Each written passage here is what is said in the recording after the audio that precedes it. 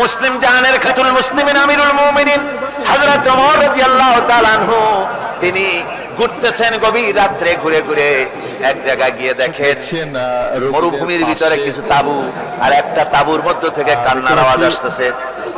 তাবুর কাছে চলে গিয়ে উকি মেরে দেখেন সেখানে কতগুলি বাচ্চা কান্দে, আর একটা মেয়ে লোক কি যেন রান্না করতেছে। ভিতরে ঢুকে তিনি বললেন, ও মহিলা, তুমি এত রাত্রে রান্না করে বাচ্চাদেরকে কেন কষ্ট দিতেছো? সকাল সকাল রান্না করে কেন খাওয়া নাই? ছেলেরা কাঁদতেছে। মহিলা বলে, আমাকে তুমি জালিম বলতে পারো না, অবিবেচক বলতে পারো না, তুমি তো জানো না আমাদের অবস্থা কি। আমরা মদিনার মানুষ নই, আমরা মদিনার বাইরের স্টেটের লোক। মদিনা সরকারের কাছ থেকে কিছু সাহায্য নিতে এসেছি, কিন্তু খলিফার কাছে ভিড়ের কারণে যেতে পারি নাই। ৩-৪ দিন পর্যন্ত এখানে পড়ে আছি, ঘরে খাবার নাই। বাচ্চাগুলি ক্ষুধার যন্ত্রণায় ছটফট করতেছে, কি করব? তাই আমি হাড়ির ভিতরে পাথর দিয়া পানি দিয়া নাড়াচাড়া করতেছি আর বলতেছি, গোশত রান্না হচ্ছে, একটু পরে খাবি। কিন্তু ছেলেদের পেটে এত ক্ষুধা যে ওদের ঘুম আসে না। হযরত ওমর বলেন, আমার মনে হতে লাগলো যেন পায়ের তলা থেকে মাটি খসে যেতেছে।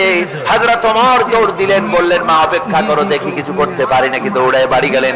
হযরত আসলামকে ডেকে বলেন, তাড়াতাড়ি করে বাইতুল মালের দরজা খোলো। বাইতুল মালের দরজা খোলা হলো, আর তার ভিতর থেকে তিনি বস্তা বের করে বললেন, এর মধ্যে আটা তরি তরকারি ঢুকানো হলো। আটা বস্তার মুখ বেঁধে দিয়া হযরত ওমর বলেন, আসলাম, এবার এই আটার বস্তাটা আমি ওমরের মাথায় উঠাইয়া দাও। হযরত আসলাম বলেন, আমিরুল মুমিনিন, বোঝা বহন করার জন্য আমি তো খাদেম আছি, আপনি কেন বহন করবেন? হযরত ওমর বলেন, আসলাম রে, যে দৃশ্য দেখে এসেছি, এই দৃশ্যের কারণে কিয়ামতে আল্লাহ পাক আমাকে আসামি বানাতে পারেন, সুতরাং আমার বোঝা আমার মাথায় উঠাইয়া দাও। আটার বস্তা মাথায় নিয়ে আমিরুল মুমিনিন ছুটতেছেন। হযরত আসলাম বলেন, আমি পিছনে পিছনে দৌড়ালাম, গিয়ে দেখি হযরত ওমর তাঁবুর ভিতরে ঢুকে বস্তার মুখ করে আটা তরি তরকারি বের করে বলছেন, মা তাড়াতাড়ি করে রুটি বানাও। হযরত ওমর তরকারি ফুটে সাহায্য করলেন, রান্না বান্না হয়ে গেল। এবার তিনি বললেন, মা তুমি খাও, আর বাচ্চাগুলিকে কোলের কাছে এনে হযরত ওমর ওই তরকারি আর রুটি মিশায় মিশায় বাচ্চাদের মুখে খাওয়াই দিতেছেন। হঠাৎ করে ওই মহিলা ওমরের দিকে চোখ পড়েছে, তাকায় দেখেন হযরত ওমরের চোখ থেকে পানি পড়ে দাড়ি ভিজে ভিজে পড়তেছে। মহিলা বলতেছেন, ওগো পথিক, তুমি কে? তোমারে তো চিনি না, কিন্তু আমার মন বলে এই মদিনার রাষ্ট্র সরকার ওমর না হয়ে তোমার মতো মানুষ যদি আমাদের খলিফা হতেন, তাহলে আমাদের ভাগ্য আরো ভালো হয়ে যেত। হযরত ওমর রাদিয়াল্লাহু তাআলা আনহু এই গভীর রাত্রে মহিলার কাছে নিজের পরিচয় দিলেন না, বললেন, মা তুমি ওই খলিফার দরবারে যেও, সেখানে তুমি আমারে দেখতে পাবে, আমি তোমাকে আরো কিছু বেশি দিতে চেষ্টা করব। হযরত ওমর চলে গেলেন। পরের দিন মেয়ে লোক বহু কষ্ট করে খলিফার দরবারে যখন ঢুকেছেন, যে দেখেন, আরে যাকে আমি বলেছিলাম তুমি খলিফা না, তুমি যদি খলিফা হতে ভালো হতো, এ তো সেই ওমর। মহিলা হযরত ওমরের কাছে গিয়ে বলছেন, আমিরুল মুমিনিন, বিগত রাত্রে আমি যা বলেছি এবং আমার কারণে আপনি যে কষ্ট করেছেন, আমি মাপ চাই, আল্লাহর রাস্তায় আমারে মাফ করে দেন। হযরত ওমর বসা থেকে দাঁড়িয়ে গেলেন। হযরত ওমর কেঁদে কেঁদে বলেন, ও মা, আমার কাছে তুমি ক্ষমা চাইও না, উল্টা করে আমার কাছে মাপ চাইও না, বরং আমি তোমার কাছে মাপ চাই। তুমি বলার আগে খোঁজ নিয়ে খাবার যে আমি তোমার ঘরে পৌঁছাতে পারি নাই, এই জন্য কিয়ামতের দিন আল্লাহর দরবারে আমাকে তুমি আসামির কাঠগড়ায় দাঁড় করিও না। ইহুদি এসে একজন মুসলমানের বিরুদ্ধে নালিশ করেছে আল্লাহর নবীর দরবারে। নবীজি সাক্ষ্য প্রমাণ নিয়ে সবকিছু শুনে মিলে রায় দিলেন ইহুদির পক্ষে, মুসলমানের বিপক্ষে। কারে কয়? মিজান। নবী তো ইচ্ছা করলেন তার নিজের দলের ওই মুসলমানদের পক্ষেই তো রায়টা দেওয়া স্বাভাবিক ছিল কিনা কন? বাপ হোক মা হোক, দলের নেতা হোক, সবসময় নিজের স্বার্থের দিকে টানে, কথা ঠিক কিনা? স্বাভাবিক ভাবে বোঝেন।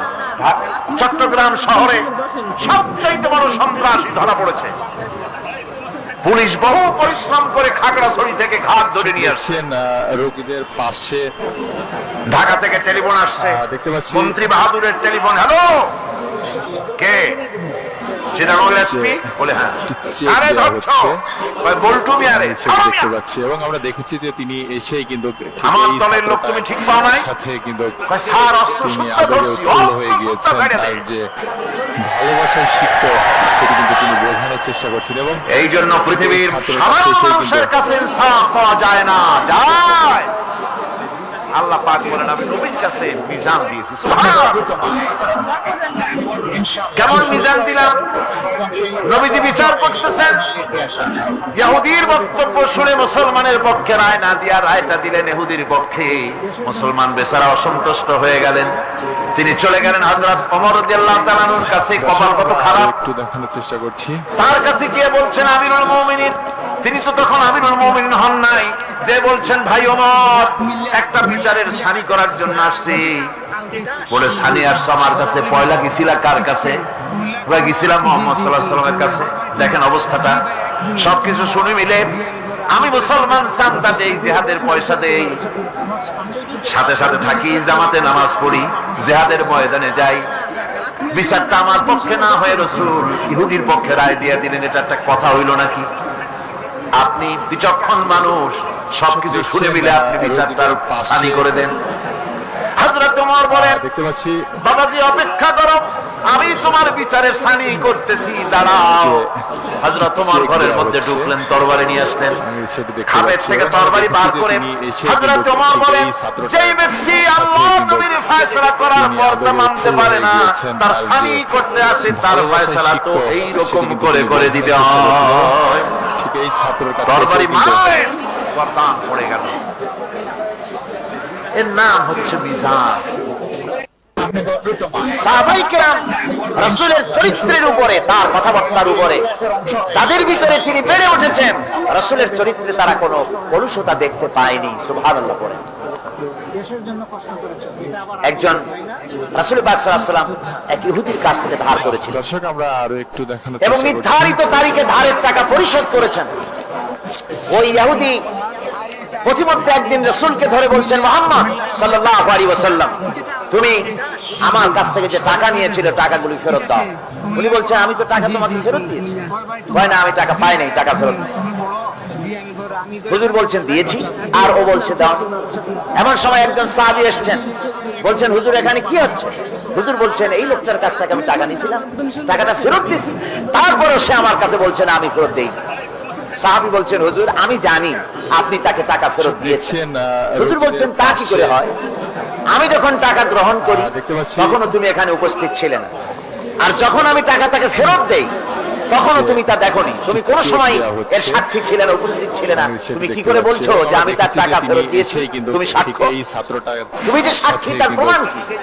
কি করে তুমি তা বলছো? উৎফুল্ল হয়ে গিয়েছেন। তার যে সাহাবী বলছেন ইয়া রাসূলুল্লাহ সেটি কিন্তু তিনি বোঝানোর চেষ্টা করছেন এবং আমরা আল্লাহ রাব্বুল আলামিনকে চিনতাম না, অসংখ্য মূর্তি পূজা করতাম, আমাদের বাপ দাদারা 14 গোষ্ঠী মূর্তি পূজা করত। আপনি বলেছেন এই মূর্তি পূজা চলবে না, এক আল্লাহর গোলামি করো, তার দাসত্ব করো। আল্লাহরে দেখি নাই, আপনার কথা মতো মা বাপের ধর্ম পরিত্যাগ করে, হাজার হাজার শত শত মূর্তিগুলিকে পরিত্যাগ করে এক অদেখা আল্লাহরে বিশ্বাস করেছি, দেখি নাই। আপনি বলেছেন ফেরেশতা আছে, দেখি নাই, বিশ্বাস করেছি। আপনি বলেছেন জাহান্নাম আছে, বেহেশত আছে, দেখি নাই, বিশ্বাস করেছি। আপনি বলেছেন এ দুনিয়া এই জীবন জীবন নয়, আর একটা জীবন আছে, ওখানে আমাদেরকে উপস্থিত হতে হবে, জবাবদিহি করতে হবে আল্লাহর দরবারে।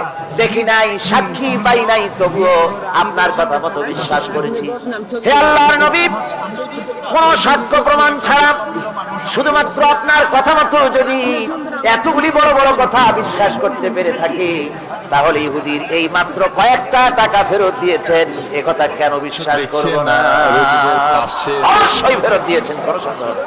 দেখতে পাচ্ছি গভীর রজনীতে আল্লাহর নবী ঘুমিয়ে আছেন, গভীর রাত্রে মক্কা শরীফে হযরত জিবরাইল এসে বলেন আসসালামু আলাইকা ইয়া রাসূলুল্লাহ, ইন্নাল্লাহা ইয়াকরাউকা সালাম। হুজুর আল্লাহ আপনাকে সালাম বলেছেন, আর আমি দেখলাম আপনার ঘরের চতুর্দিকে কাফেররা তরবারি নিয়ে দাঁড়ানো। মেহেরবানি করে আপনি ঘুমের থেকে জেগে হিজরত করে মদিনায় চলে যান। নবীজি ঘুমের থেকে জাগলেন, হযরত আলীকে ডেকে বলেন, আলী রে, আমার বিছানার উপরে আরাম করে ঘুমায় থাকো, শুয়ে থাকো। আল্লাহর অর্ডার হয়েছে, আমি মদিনার দিকে চললাম।